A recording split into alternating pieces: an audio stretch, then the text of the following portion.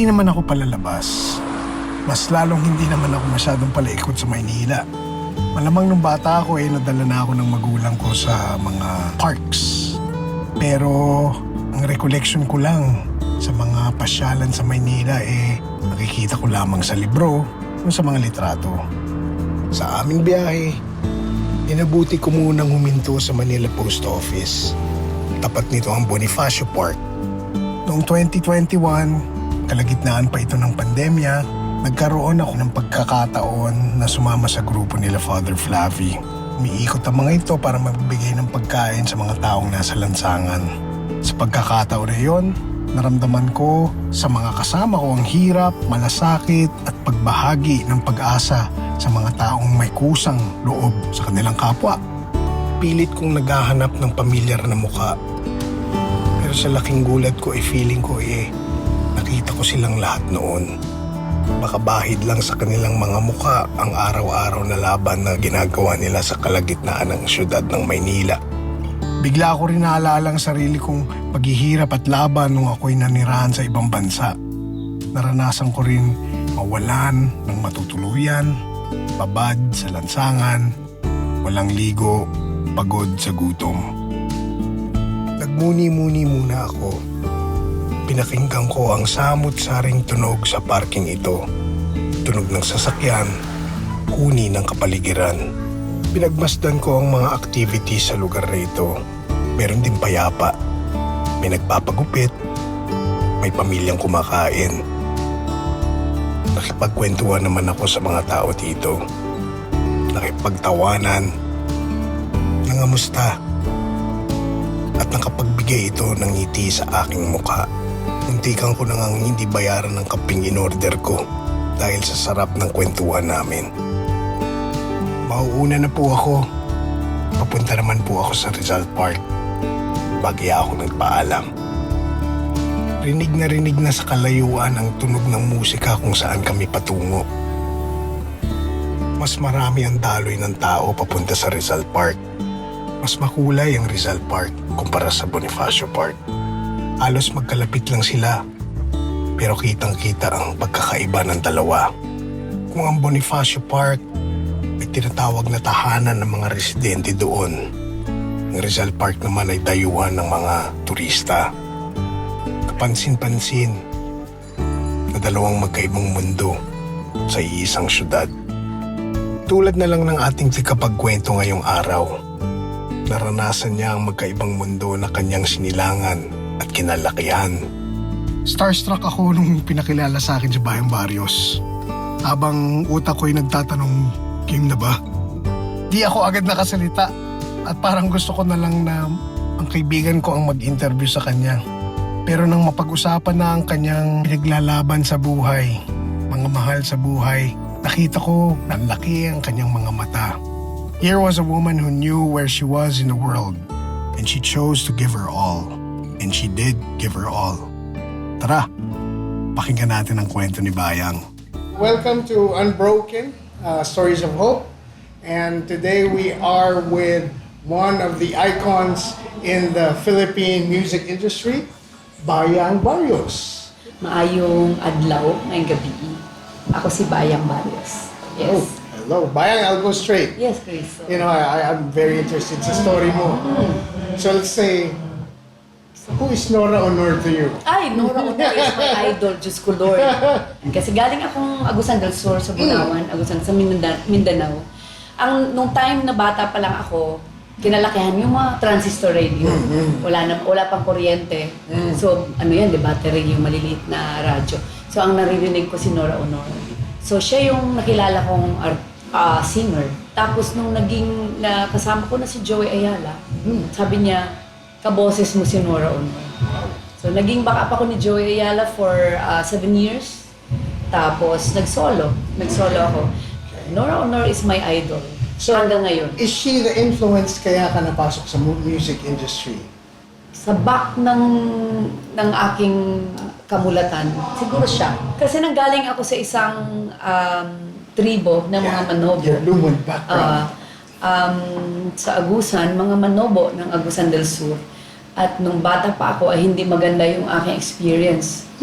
Discrimination sa mga kapwa ko Pilipino, mga kababata na kalaro. At hindi maganda dahil sila mismo hindi nila alam na kasakit na sila. Oy, ikaw ba yan? Galing ka sa tribong Manobo, mabaho ka, wala kang pinag-aralan, at mga aswang kayo. Wakwak ang tawag.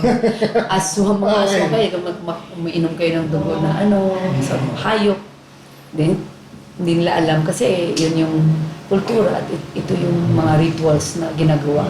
Yes. So, would you say na iyan ang isa sa mga unang challenges mo growing up? Oo. Oo, kasi tinalikdan ko yung aking pinanggalingan eh. Okay. So, umalis ka? Umalis ka sa ako Manobo. talaga. Nanay ko ay pure-blooded Manobo at saka papa ko. Pero dahil Christianized na ang nangyari, na Christianize sila, alam pa rin nila, kilala nila yung mga relatives ng mga katutubo, ng mga Manobo. Hindi na rin sila, wala na yung ritual. Okay. Wala na yung ritual. Ang nakikita kong mga rituals, yung mga kapitbahay ko, na nandun pa rin. Pero kami, yun, alam na lang nila magsalita. Pero dahil nandun na sila, nagsisimba na sa Catholic. Catholic kami eh. So yun, bininyagan akong, actually yung pangalan ko mismo, Bayang, na binigay ng nanay ko. Very interesting name you have. Binigay yan ng nanay ko habang siya ay nanganganak sa akin. May kumakanta ng pambansang awit natin. 7:30 in the morning, June 12. Okay. Ako pinanganak. Bininyagan ako, sabi Bayang ang pangalan mo. Sabi naman ng pare, hindi pwede. Kailangan saint. Kailangan Di iba ba may yung ganun? saint Saint or sige, yes. ganito lang. Kasi June na lang siya, Junily. Kasi siya galing sa June. Kaya naging Junily ako. Bayang, ay yun na lang yung ko, Angga, ang tawag namin sa Angga. Naging nickname ko na lang siya. Pero yan talaga ang gusto ng nanay ko. Sabi nga, sa mga katutubo, kung ano yung narinig habang nanganganak, yun yung papangalan. Habang tinatalikuran ko siya, yung aking pagkamanobo. Did that entail na umalis ka sa inyo or Hindi ko siya mo inaral. na-recognize? Hindi ko recognize. Sinasabi, oy, manobo ka, hindi ako manobo. Ganon. Kasi nga, natatakot na ako na binubuli. Tapos, so nag-high school ako. Pagka-college ko, nasa Davao na. So, doon ko nakita si Joe Ayala. Tapos, ito kasi tinatalikuran ko siya. Biglang dumating sa buhay ko si Joe Ayala na into this kind of music. Kasi more on siya, kung ano mga instruments. Ethnic instruments, at saka yung tribal na tunog. Yes.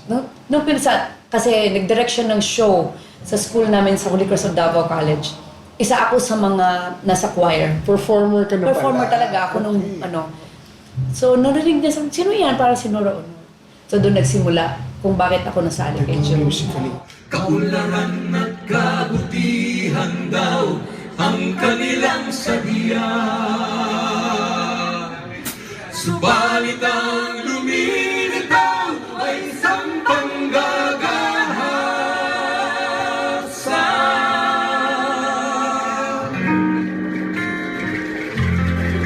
Do you think yung pagka-musically inclined mo, it was your coping para dun sa mga naranasan mong discrimination ng bata ka? Kasi, di ba tendency natin, pag niloloko tayo, or di ba nilalait tayo, we tend to shy away. But you instead, nag-perform Hindi nga ka binabalik ako dun Kumakanta na ako, pero hindi ko kinakanta yung kagano, nagchachato, di ba? Na-influence ako ng asin.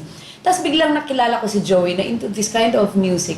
Tapos sabi ko, nung narinig ko, sabi niya, Bayang, gusto mo bang mag-back up sa akin? Sabi ko, sige, gano'n, sabi ko. Tapos nung nagpaparinig ng mga songs, college na ako nito.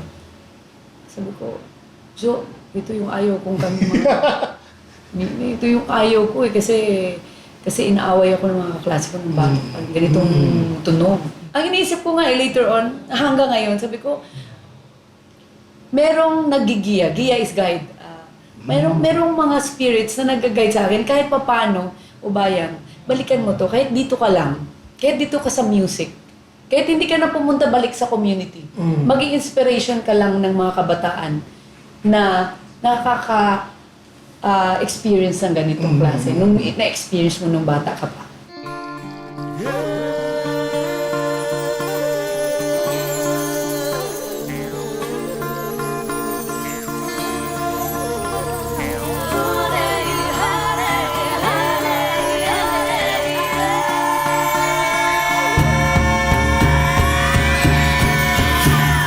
Ay ito, ay iyaha, katribo ko, kainak mo. Ay ito, ay iyaha, katribo ko, buhi pa baka mo.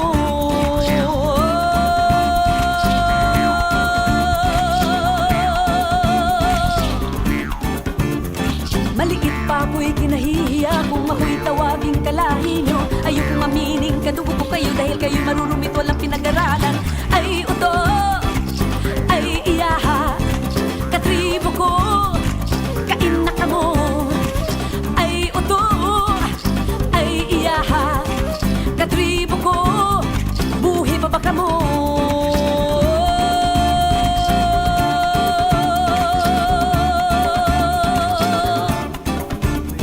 Mga batang kalaro'y inaaway ako dahil ako raw ay mabaho. Di kasama sa kanilang mga laro dahil ako raw ay manubo. Ay uto, ay iyaha, katribo ko, kainak mo. Ay uto, ay iyaha, katribo ko, buhi pa baka mo.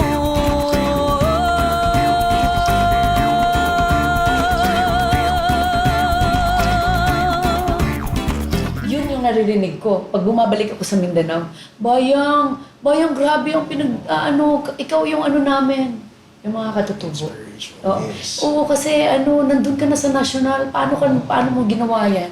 Tapos, may movement ngayon sa Mindanao na ang daming mga banda na gumagawa ng sariling musika na sa lingwahe ng kanya-kanyang lingwahe ng mga katutubo. Sabi ko, ang galing nyo nga, ang swerte nyo pa kasi nung nagsimula ako, ang hirap. You had to Ngayon, go through yes. adversities. Ngayon may social media. Kung gamitin mo lang in a positive way, nasa na ano na sila, na millions yung ano. Ako nga hanggang 3,000, 5,000 lang. Hanggang 5,000 lang yung yung Followers. Gamitin nyo yan in a positive way. Tapos ito mismo, itong ating itong kung saan kayo nanggagaling, gawin yung ID kung saan kayo pupunta. Kasi kung makakalimutan nyo yan, mawawala kayo. Sabi ko, ang mga katutubo, ang ating mga elders, sila yung spirit guides natin ngayon. Kahit sa bansa natin, pagkakalimutan natin sila, mawawala tayo. Culture of storytelling and this. More on verbal. Yeah. So, there's really a spirituality that you saw na ginaid ka pabalik. Ay, kasi experience ko, binabalik ako. Yeah. Ayoko na doon. Nakita ko si Joey Ayala. Tapos nung umalis ako, ayan, makawala na ako. Ibang naman. Ba't ako pupunta dito? Nandito na nga ako. Parang meron ding nag-iisip din na ba't mo pupuntahan ito? Ang dami na nila dyan. Samantalang ito, dito ka masaya at dito ka makakabigay ng inspiration. At oo nga. Kasi ngayon parang na-realize ko na grabe, hindi ko maisip na sa ginagawa ko na para lang sana sa sarili ko, dami ko palang nai-inspire ng mga kabataan. Sa sinag ng araw ng buhay, maaninag ang pag-asa sa daloy ng dagat. Mamunga ang pag-ibig at payapa, ihatid sana ng hangin ang aking panalangin. Hari nawa.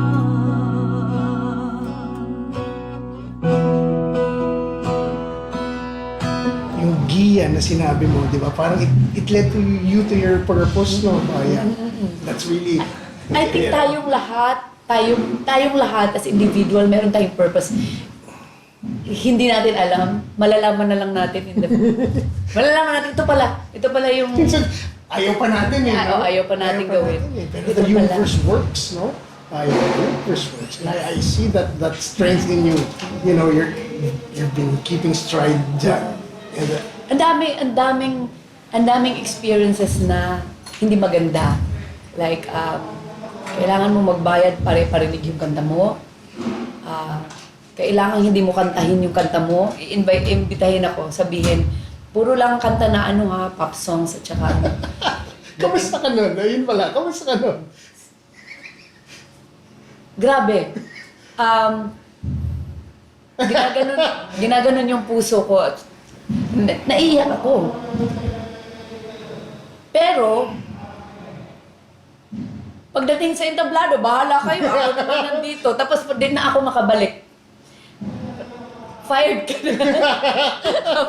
So every person sa atin, meron talaga siyang purpose dito sa mundo. So, kahit isang tao lang yung ma-inspire mo, or isang tao lang yung makikinig sa kanta mo, isang tao lang yung titingin sa painting mo, bibili ng painting mo isang tao, ang laking bagay na mo. Kasi, doon ka makahugot ng, uy, pwede pa. Meron pang hope. Pwede pa. May hope pa. May hope tayo. Meron tayong pupuntahan. Basta huwag lang tayong huminto. Kasi pag hihinto tayo, wala na, end na yun. Wala na. Kailangan lang natin ng makipag-usap. Kailangan nating kausapin din ang sarili natin. Mayon lang natin kung anong pinagdaanan natin. Tapos, okay, ito yun. Sige, simula ako. Hindi lahat gawin mo kasi dapat isa-isa lang. Dito muna tayo focus. Dito muna tayo.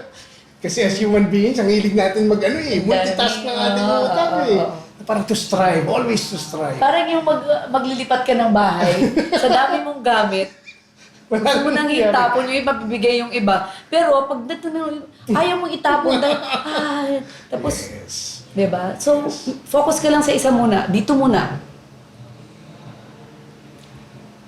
Patapos din yan. Dito naman.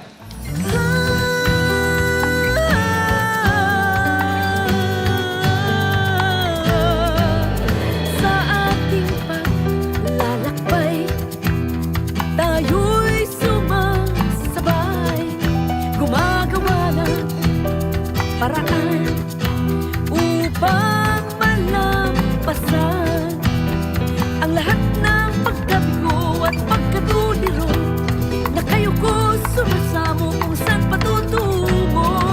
Makakabangon din kung tayo'y kikilos ay makakabangon din. Tulong-tulong sama-sama makakabangon din. Padayon lang isulong makakabangon din. Ngayon ang tamang panahon.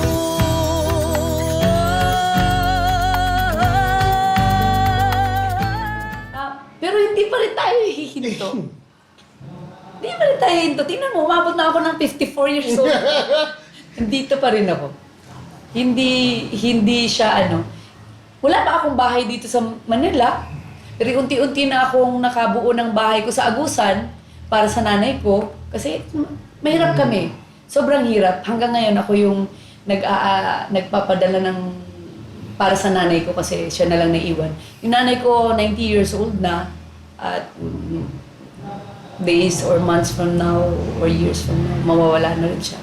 Pero, ang sabi ko sa kanya nung bata pa ako, hindi kita pababayaan. Sa hirap ng buhay, hindi kita pababayaan pag tumanda ka. So, yan yung experience niya ngayon. Kaya matanda siya. Pupunta ako doon para... Huwag din nating kalimutan ng ating parents. Lalo na yung mga parents na talagang inalagaan tayo ng todo. Kasi yung universe ay ibibigay balik sa atin kung ano yung binigay natin sa kanila. I love your humility, your authenticity, Bayang. you have so many awards, yet you don't really say it. You're more proud of yan. Hindi eh, loving kasi, your mom. hindi kasi, oo, marami nga tayo. Wala lang tayong pera, pero maraming award. Sana nga yung awards na yun, million, dami na sana, no? Pero hindi eh. Tayong lahat, pare-pareho lang tayo. Pare-pareho yung tao tayo. Iba-ibang level lang ng experiences at saka iba't ibang level ng problema at success. Pero, pareho tayong tumatay, pareho tayo. Gusto ko yan. Pareho, di ba? Pareho Pareho amoy ng tayong utot iyak. natin, iyak Yes. natin, o, di ba? Pareho tayo ng emosyon. Iba-iba, di ba? Pero, tao tayo. Pareho tayong tao. Pinanganak tayong hubad. Can you sing with me? This one. When I say biyaya, biyaya, biyaya, biyaya, biyaya, biyaya,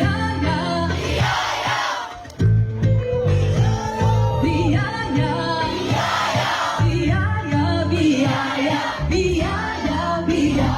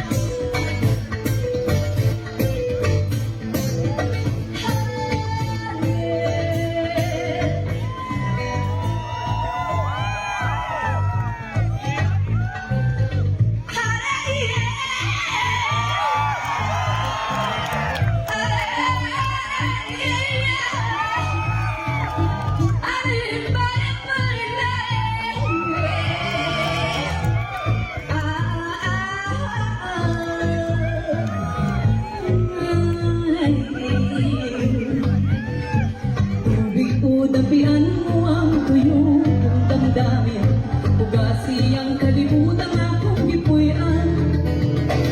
Upay pagyawatin, hindi sa kaya, akong pagbilin sa mata.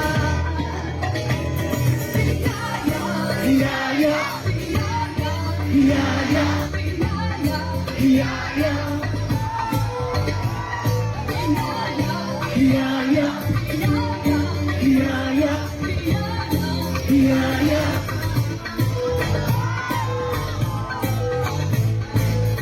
Gusto naman si Bayang bilang nanay Nanay, at asawa. bilang nanay, napakaano ko. Kasi mama ko very caring eh. So, nakikuha ko yun. Mayumi. Si Mayumi kasi very special. Special child. Okay. Pero ano naman, nasa normal na eskwelahan. Nakakaintindi at martalino dahil ano siya eh, perfect pitch niya eh. Pero ano ako talagang nandyan ako sa mga needs niya. Kung wala man ako, meron akong iiwanan para ito yung kailangan gawin. Ito. Mahal ko yung anak ko dahil minahal din ako ng nanay ko. At siguro kung yun yung ibinibigay sa atin na pagmamahal at pag-aasikaso, yun din yung ibibigay natin sa mga anak natin. Bilang asawa, bukas. Yeah. Pwede siyang mang-girlfriend. Ganon. Ganon, bukas ako sa mga ganyan. Basta wag lang magbago sa bahay. Wag lang magbago sa attention sa bahay. Basta constant communication. At I think ang importante yung nag-uusap kayo at maging kaibigan kayo. Hindi lang mag-asawa, maging kaibigan kayo. Kasi kung kaibigan mo siya yung kaibigan mo. Hindi siya hanap iba. Di ba? Tama. Alam mo yung Bayang, when I ask you how is Bayang as a mom, how is Bayang as a wife, Bayang as a brand, medyo ang ganda kasi ng pangalan mo. It incites a bit of responsibility. It incites an iconic status. I think nasa sinapupunan pala ako o hindi pa ako yung meron na ako responsibility. Ikaw na to! Meron na responsibility kasi bayang. Oh. Ang layo ko eh. Agusan del Sur, Mindanao, tapos ba't ako napunta dito? At bakit bayang? Bakit Barrios? Bakit Villegas? Galing eh. Galing Diba? eh. So, hindi ko siya inaako na responsibility. Hindi ko rin pinipilit. Kusa siyang lumalabas. Yung mga awitin ko for peace, for environment, for mga kabataan, for women, kusa siyang dumarating. Kung ano yung nakikita ko sa reality ng buhay, ito yung nasusulat ko. Kapayapaan. Kapayapaan, nagsastart yan sa atin eh. Kung wala tayong kapayapaan sa sarili, hindi natin mabibigay sa kapwa. Hindi natin mabibigay sa family natin, sa anak natin. Kung ikaw mismo, wala kang kapayapaan, And in your words, di ba? I think peace is kalinaw. kalinaw. Kalinaw. Kalinaw, kapayapaan. Mapayabang isip, mapayabang tao, mapayabang bayan ay mapayabang mundo. Hindi na kailangan ng bigmaan, hindi na kailangan ng iwan. Pag-ibig lang ang kailangan. Oh yeah, yeah. Oh yeah, yeah. Oh yeah, yeah. Ay, yes, ang heart.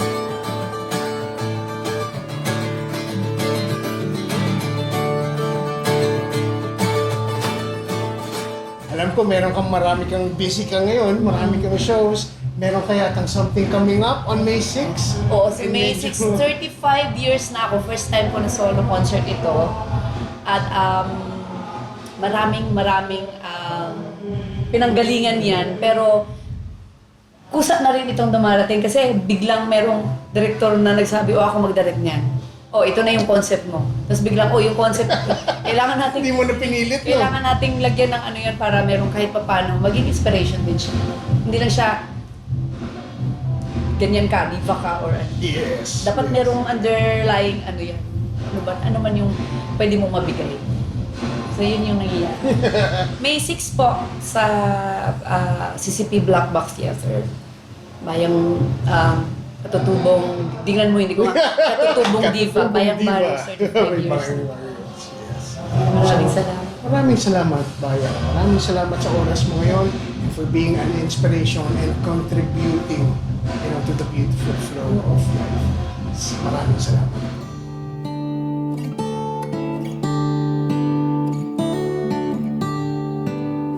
May dahilan ng bawat eksperyensya natin. Nagpapalakas sa atin ito. Sundin lang ang tamang proseso, maayos ang lahat patungo sa ating totoong layunin. Maraming salamat, Bayang. Maraming salamat sa iyong kwento. Maraming salamat rin sa mga nakinig. Marami pa po tayong kwentong ibibigay. Magkwentuhan ulit tayo. This is Unbroken. See you next time.